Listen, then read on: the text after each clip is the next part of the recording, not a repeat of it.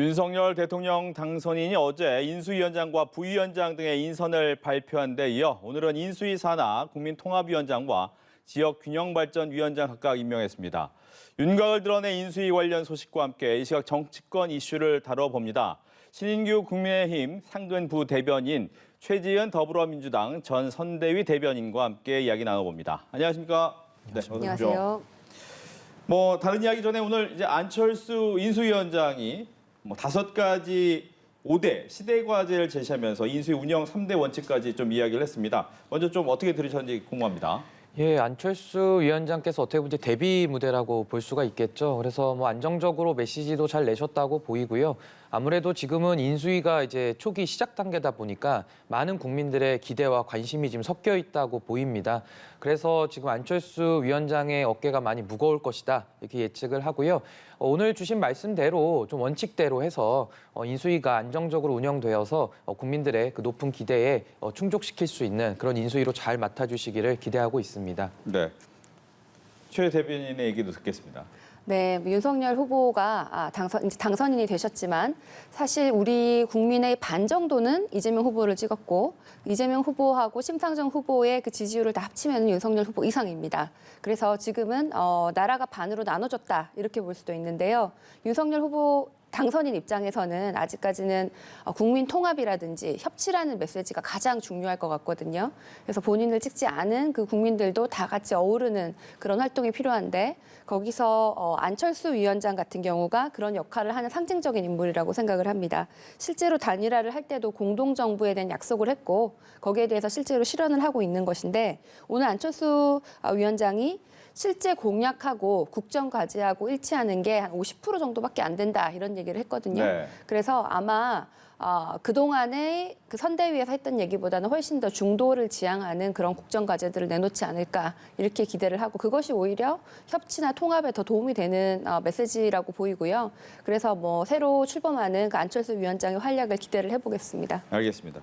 말씀해 주신 것처럼 이제 공약과 정책은 다를 수 있다라는 얘기가 계속해서 나오는 부분 중에 첫 번째는 이제 여가부 얘기가 있을 수 있고요. 여가부 얘기는 잠시 뒤에 하겠고, 그 다음에 이제 민정수석실을 폐지하겠다는 얘기 오늘 오전에 좀 나왔습니다. 이 부분이 이제 특별감찰관 제도와 좀 역할이 어떻게 될지에 대한 궁금점이 있거든요. 먼저 좀 얘기를 해주신다면요. 예, 일단은 그 특별감찰관제 같은 경우는 이제 박근혜 정부 때 이제 도입이 됐는데 그 이후에 이제 문재인 정부 들어와서는 특별감찰관을 임명을 안 했습니다. 그래서 이 부분에 대해서 공백 상태에 있었는데 아무래도 특별감찰관이라는 그 직위 자체가 아무래도 독립성을 가지고요. 그 대통령을 비롯한 그 친인척들 그리고 이제 그 수석 비서관들에 대한 그 사전 예방 기능을 담당하는 것이거든요. 아무래도 모든 부정부패가 발생하고 나서 수사로 처벌하는 것보다는 아무래도 사전에 미연에 좀 방지하는 것이 더 좋은 기능 아니겠습니까? 그래서 저는 이번에 밝히신 대로 특별감찰관 제도를 제대로 좀 실효성 있게 운영을 좀 하는 첫 사례를 좀 남겨주셨으면 좋겠고요. 아무래도 민정수석실에 대한 폐지 부분은 과거에 이제 민정수석실이 보였던 어떻게 보면 과도한 월권이라고 할까요? 아무래도 민정수석실이 가지고 있는 인사 검증 기능이라든지 또 그런 사정기관에 대한 관리 이런 것들이 표적 수사 이런 식으로 또 이어지면서 민정수석실에 대한 그런 비판이 좀 있었던 것도 사실이거든요. 그래서 아무래도 사법 분야에 대해서는 그 누구보다도 전문가라고 할 수 있는 윤석열 당선인께서 아마 이런 부분을 제대로 이해하고 계신 조치다 이렇게 보고 있습니다. 네. 문재인 정부에서는 이제 이 공수처가 있기 때문에 어떻게 보면 특별감찰관이 필요가 없을 것이다 얘기를 했었는데 문제적인 부분을 가장 먼저 좀 바꾸겠다라는 얘기를 한 부분이에요. 왜 그렇게 했을까요? 우리가 돌이켜보면은 특별감찰관제는 2014년에 지금의 더불어민주당 의원이 발의를 해가지고 여야가 합의를 해서 만든 것이죠. 그래서 대통령을 포함해서 고위공직자들도 감찰의 대상이 되어야 된다라는 좋은 의도로 시작을 한 것인데 그게 박근혜 대통령 때 민정수석실에 그 수사하는 것에 대해서 그 사실을 외부로 비밀 유지를 하지 않고 외부로 유출을 한 것 때문에 그분이 사퇴를 하시는 그런 일이 벌어지죠. 그래서 좋은 의도로 시작했지만 실제 실행에 문제가 있었다. 이런 이유로 그 이후로 누가 임명이 되지 않았고 문재인 정부 때는 공수처하고 겹친다. 이게 고위공직자 수사를 하는 곳과 겹치는 부분이 있으니 계속 임명을 하지 않았고 있었는데요. 저는 뭐 이런 특별감찰관제를 부활하는 그 의도는 굉장히 좋다고 생각을 합니다. 다만 이것이 이 하나만 따로 움직이는 것이 아니라 이 특별감찰관제와 공수처의 권한을 폐지한다든지 축소하는 것과 연동이 되어 있고 이거는 전체 그 문재인 정부에서 해왔던 검찰개혁하고는 또 다른 방향으로 가는 것이거든요. 그래서 우리가 그 방향성에 대해서 어느 정도 미세 조정이라든지 다른 방법으로 해보는 것은 지금 뭐 새로운 정부가 나왔는데 여당이 지금 민주당이 계속 반대를 할 것이 아니라 거기에 대해서는 충분히 얘기를 해봐야 된다고 생각을 하는데요. 다만 그 방법이 아니고 큰 방향에서 검찰개혁이 필요한가 여기에 대해서는 검찰들도 많이 동의를 하실 것 같거든요. 그래서 지금 거대 야당이 되었는데 민주당의 경우에는 뭐 민생이라든지 다른 정부 정책의 절대 발목을 잡아서는 안 되고 협치를 해야 되지만 검찰개혁 측면에서 만약에 검찰을 아무도 견제할 방법이 없고 검찰이 마음대로 할 수 있는 그런 상황을 막아야 되는 게 지금 거대 야당의 역할이 아닌가라고 생각합니다. 그 말씀은 현재 갖고 있는 이제 공수처라든가 검찰 개혁의 부분은 계속 유지돼야 된다 이렇게 보시는 겁니까? 방법은 다 달라질 수가 있죠. 방향은 옳다고 생각을 하는데 그 방향이라는 것은 검찰의 기능과 검찰의 권력도 어느 정도 제어가 필요하다. 검찰도 누군가가 견제할 사람이 필요하다라는 것이 방향인데요. 그 방법에 대해서는 지금 새로운 정부가 출범을 한 만큼 새로운 정부의 입장을 그 장단점에 대해서 공론화를 해서 충분히 같이 고려를 할 필요가 있다고 생각합니다. 네, 검찰 개혁에 대한 얘기도 더 듣겠습니다. 지금 이제 검찰 개혁에 대해서 이제 국민들께서 아마 피로하실 겁니다. 지난 5년간 검찰 개혁만 외쳤던 문재인 정부가 사실은 이 검찰 개혁이라고 본인들이 시그니처로 내놨던 이거에 발목이 잡힌 형국이거든요. 그래서 검찰 개혁이라는 것이 뭘 의미하겠습니까? 형사사법 서비스를 이용하는 국민들이 좀 더 편리하게 이용할 수 있으면 더 좋은 것이고요. 그리고 특수수사라고 여겼던 그 거대 재벌이라든지 거대 권력 집단들 그리고 공직자들 이 사람들의 부정부패를 엄단하는 것이 수사기관에 해야 될 책무입니다. 그런데 문재인 정부 들어와서는 모든 국민들이 다 동의하시다시피 뭐 과거에 뭐 있었던 범죄를 뭐 캐는 것도 아니고요. 현재 드러난 그런 범죄들조차도 검찰이 권력 앞에만 서면은 너무나도 무력했던 모습들을 우리 국민이 다 지켜봤거든요. 그리고 아까도 수사 통제 말씀해 주셨습니다마는 사실 검찰에 대한 견제와 균형은 필요합니다. 그것은 예를 들면 법원을 통해서도 가능하고 또 변호사들이 수사 절차에 참여하면서 그 검찰의 권력 남용을 또 통제할 수도 있습니다. 다양한 방법들이 많은데요. 문재인 정부는 유일하게 추미애 장관 또 박범계 장관 같은 분들을 법무부 장관에 임명을 해서 어떻게 보면 검찰과 거의 싸우다시피 하면서 검찰을 장악하려 들어갔거든요. 이런 부분의 개혁은 저는 개혁이 아니라고 보고요. 현 정부 들어와서 이제 새로운 정부를 맞이할 때 좀 잘못된 부분들은 복귀를 하고 이제 민주당도 좀 아닌 부분에 대해서는 아닌 걸로 이제 의견을 합친다면은 저는 크게 이렇게 문제 일으킬 부분은 아니다 이렇게 봅니다. 네, 뭐 더 하실 말씀 있으십니까? 아니 뭐 저도 지금 대변인님 말씀하신 것과 거의 유사한 얘기를 하고 있는 건데요.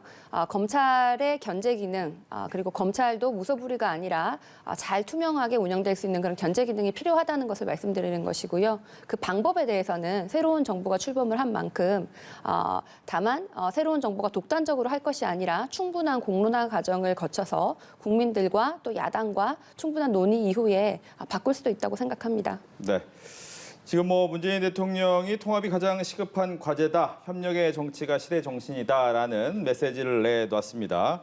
앞서 이제 안철수 대통령 인수위원장이 마지막에 넣어놨던 시대 정신 중에 하나가 이제 국민 통합을 넣어놨기 때문에 거기에 관련된 내용을 같이 한번 이야기한 것이 아닌가. 또 말씀하신 것처럼 반으로 나눠진 국민을 좀 더 합치는 것이 현재의 모습이 아닌가라는 부분에 대한 이야기를 계속해서 하고 있다라고 이야기를 하겠습니다.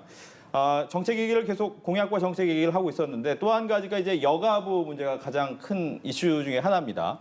여가부 문제에 대해서 어떻게 좀 진행이 될 것으로 예상을 하시는지 궁금합니다.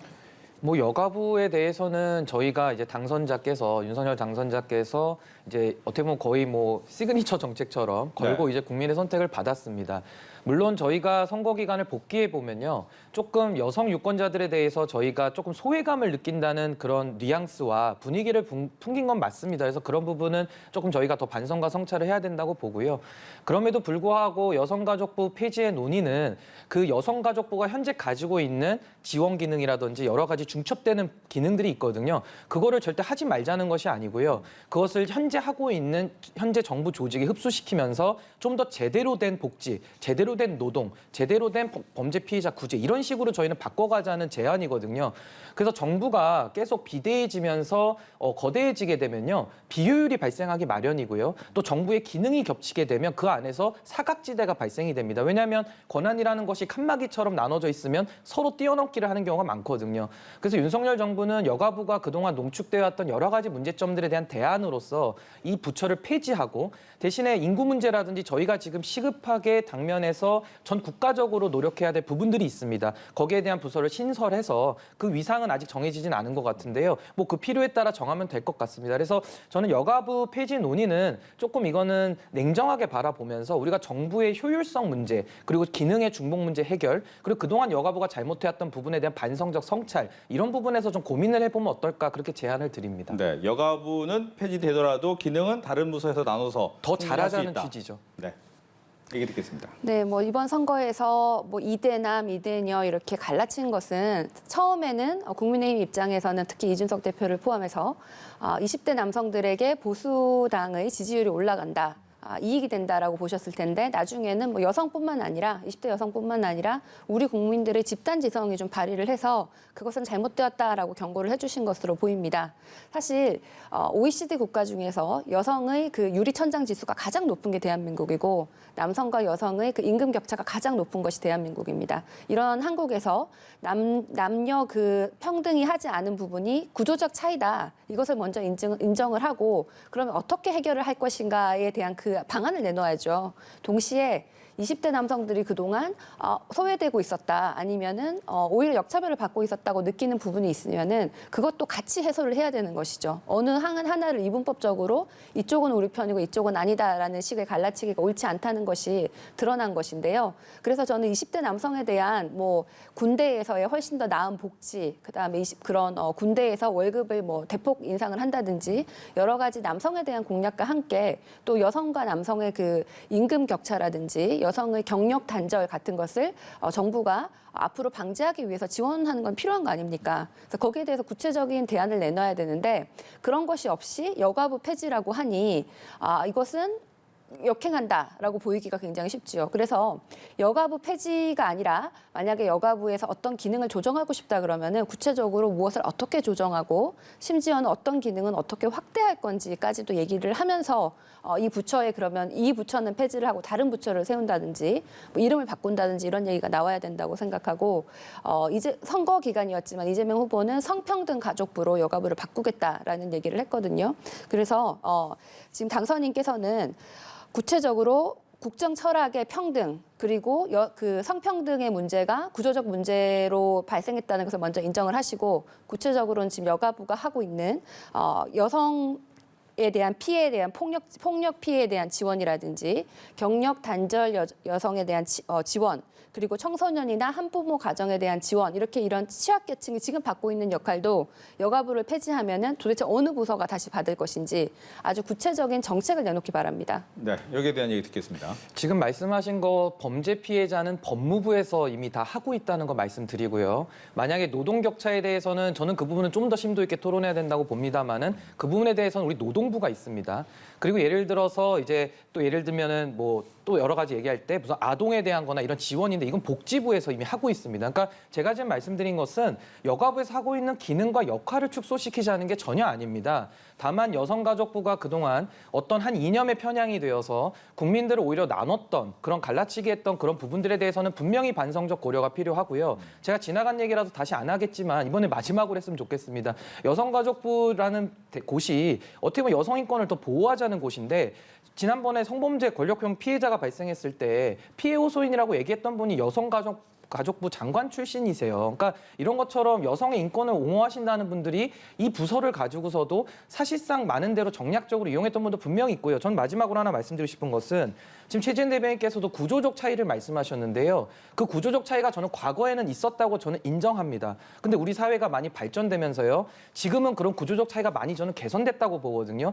예를 들면 교육의 편차에서도 보시면요. 지금 국가고시 같은 게 많이 없어졌습니다만은 어떤 무슨 시험 같은 걸 보면 여성분들이 자력으로도 다 1등을 하시거든요. 그러니까 이런 것들이 구조적인 배려가 지금은 필요 없음에도 불구하고 그걸 계속 유지하는 것은요. 평범하게 땀 흘리고 노력하는 여성들에게 오히려 할당제의 덕을 받다라는 그런 어떻게 보면은 또 덫을 씌울 수 있는 부분이 분명히 있기 때문에 저는 이게 어퍼머티브 액션인데 이 부분에 대한 제도적 논의는 조금 더 우리가 진지하게 더 알아볼 필요가 있다 이렇게 생각합니다. 간단히 답 듣고 이 질문 마무리 짓겠습니다. 우리 남성과 여성의 평등 정도가 어느 정도 되어 있느냐라는 거는 우리 세대별로 굉장히 다른 인식을 가지고 있는 것 같아요. 그런데 어떤 세대는 또 구조적 평등이 충분히 이루어지지 않았다고 굉장히 강하게 동의하시거든요. 예를 들어서 남성과 여성이 똑같은 일을 하고 똑같은 직장에 있어도 남성의 월급이 더 많은 경우가 있습니다. 이런 걸 우리가 구조적 차이라고 하는 것이지 학교에서 여성도 1등하지 않냐라고 하는 것이 구조적 차이를 얘기하는 것 같지는 않습니다. 알겠습니다. 뭐 여가부와 관련돼서 이제 향후 인수위에서 어떻게 또 방향을 잡고 나갈지에 대한 얘기를 듣면 될 것 같고요. 이제 남은 시간이 그렇게 많지 않기 때문에 민주당 얘기도 좀 나눠봐야 될 것 같습니다. 민주당 같은 경우에는 비대위가 꾸려졌는데 현재 내부 사정이 어떻습니까? 이제 비대위가 막 출범했기 때문에 네. 뭐 지금은 이제 희망을 가지고 봐야 되는 상황이죠. 아직까지 저희가 선거를 졌기 때문에 거기에 대해서 지지자분들도 그렇고 많은 분들이 아직까지는 좀 이렇게 극복하고 계시는 그런 단계라고 생각을 합니다. 그래서 저희가 좀 더 활발히 변화, 앞으로의 희망 이런 거를 논의를 하면서도 지금은 조금 치유가 필요한 그런 시간이라고 보입니다. 네. 아마 당 밖에서 다른 당 얘기하기엔 좀 쉽지 않을 텐데 지금 현재 비대위가 꾸려져서 운영하는 모습은 어떻게 보셨는지요? 뭐 일단은 민주당이 지금 이제 선거 패배 이후에 나름대로 성찰과 또 이거를 다시 거듭나기 위해서 노력을 하고 있는 부분일 텐데요. 아무래도 지방선거가 맞닿아 있다 보니까 많은 선택지가 좀 제한되어 있었을 거라고 저는 봅니다. 그럼에도 불구하고 이번에 특색이 있다고 한다면은 그 윤호중 이제 비대위원장이 공동으로 선임이 되셨고 이제 박지원 공동 비대위원장이 이제 발탁이 된 게 굉장히 눈여겨봐야 되는데요. 사실은 민주당이 이런 식의 방식은 여러 번 해왔던 겁니다. 그러니까 과거에도 보면은 박성민 청와대 청년비서관 그리고 그 다음에는 이번 선대위 차원에서는 남진희 그 위원장이죠. 선대위원장으로 발탁을 또 했었었고 이번에 박지원 위원장으로 이런 식으로 좀 계보가 내려오고 있거든요. 그래서 나름대로 여성 표심과 또 여러 가지 그런 정치적인 고려들 속에서 이제 그분들의 뭐 기여와 헌신을 높이 평가해서 이제 지도부에 이제 리더십을 맡긴 것인데 아무래도 좀 당내에서도 조금의 비판의 목소리는 나오고 있는 게 현실인 것 같고요.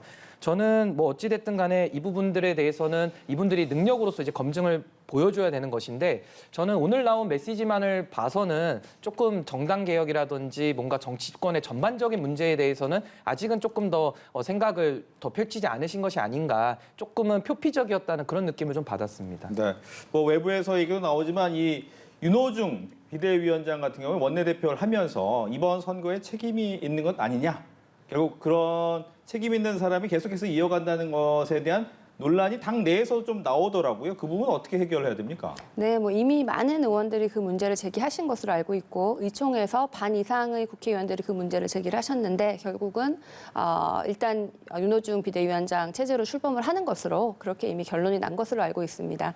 그래서 당시에 원내대표였고 또 공동 선대위원장으로 기억을 합니다. 이런 분들이 지도부에서 다 책임지고 물러난다는데 혼자 계시는 것에 대해서 불만을 충분히 제기하실 수 있는데요.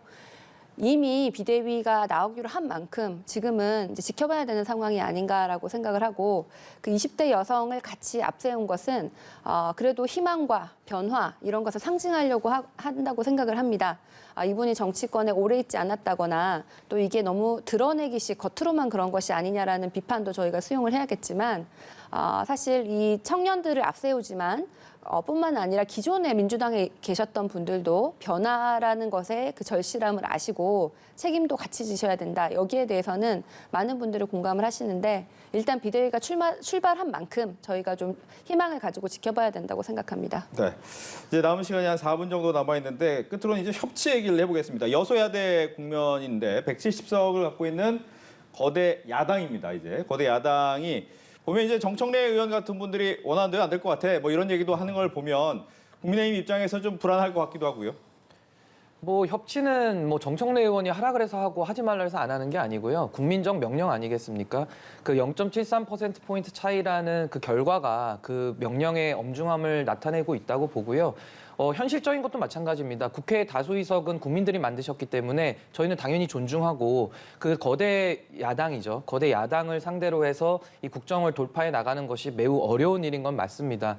그래서 저희도 저희들의 비전과 가치와 철학이 국민들의 선택을 받았다라는 점은 민주당도 이걸 인정을 해야 될 것이고요. 이것이 저희가 무슨 과속을 한다거나 여러 가지 야당을 무시하면서 간다거나 이런 것은 없을 것이기 때문에 그런 어떻게 보면 정치의 모습을 좀 복원해야 된다고 저는 생각을 합니다. 그래서 이번 기회에 민주당도 나름대로 성찰을 하면서 또 저희 당도 이것을 또 힘을 절제해서 쓰는 방법들을 좀 더 세밀하게 검토를 해서 국민들께서 바라시는 여야의 좀 건전한 경쟁을 좀 도입했으면 하는 바람이 있습니다. 네, 뭐 비슷한 질문인데 많은 의석수를 가지다 보니까 물론 코로나 등 민생에 대해서는 협치를 하겠다는 말씀을 꾸준히 하지만 결국 발목 잡기가 있지 않겠느냐라는 이야기 나옵니다. 이 부분 어떻게 할까요? 뭐 아직 시작도 안 했는데 지금 정권이 새로 출범했잖아요. 그래서 사실 윤석열 후보를 지지하시는 분도 다 우리 국민이지 않습니까? 우리가 여당과 야당이 이렇게 치열하게 선거 때는 논방을 했지만은 결국은 대한민국이 잘 되는 것을 다 바라는 것이죠. 그래서 새로 시작한 정부가 뭐 굉장히 좋은 개혁안을 들고 나온다든지 코로나 추경안을 들고 나온다든지 그러면은 민주당에서 왜 반대를 하겠습니까? 그런데 예를 들어서 검찰 개혁을 계속하자는 것이 아니라 검찰의 견제 기능이 없다. 무소불위가 된다. 이런 것은 야당에서 나서서 발목 잡기가 아니라 정말 반대를 해야 되는 것이죠.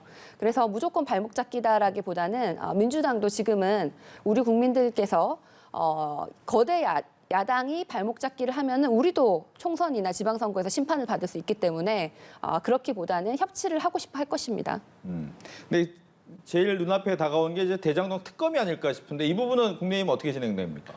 뭐 이제 특검 같은 경우가 이제 수사를 통해서 진실을 밝히자는 게 그 본령일 거고 본체일 겁니다. 근데 우리가 이제 사실 본체에 집중을 못하고 격가지 가지고만 싸우다가 오히려 일을 그르치는 경우가 많거든요. 그러니까 대장동 특검도 마찬가지입니다. 저도 대장동의 진실이 궁금하거든요. 누구를 범죄자로 몰자는 것이 아닙니다. 누구나 범죄의 혐의가 있으면요. 대한민국 국민들 다 평등합니다. 다 조사를 받습니다. 혐의가 있을 때를 전제하는 것입니다. 근데 지금도 이렇게 쏟아져 나오는 많은 정황들과 의심의 증상들이 있는데 이거를 그냥 그동안 검찰에서는 이제 묻었기 때문에 이 부분에 대해서는 특검 얘기가 나왔고 그걸 가지고 지리한 공방을 했던 것이거든요. 저 개인적인 바람은 이렇습니다. 검찰이 좀 권력의 눈치도 보지 않고, 그러니까 저희 쪽도 당연히 수사를 하고요. 또 지금 뭐 진영은 다르지만 민주당 쪽에서도 연루된 사람들이 있지 않습니까? 진영에 가리지 않고서 법과 원칙에 따른 수사를 해서 실체적 진실만 밝힌다면 그것이 검찰이 됐든 아니면 검찰이 제 기능을 못한다는 불신 속에 특검을 만들어서 그 특검에서도 공정한 특검이 세워져서 수사만 제대로 할 수 있다 그러면은요. 그 누구도 반대할 명분이 없을 거고요. 그리고 국민들께서 바라보시는 그 엄중한 눈초리와 그거를 인식을 해야 될 겁니다. 정치권에서 이거를 계속 뭉개고 있다가는 아마 그 역풍이 상당히 심각할 것이다 이렇게 예상합니다. 네, 어떻게 하실 생각이십니까?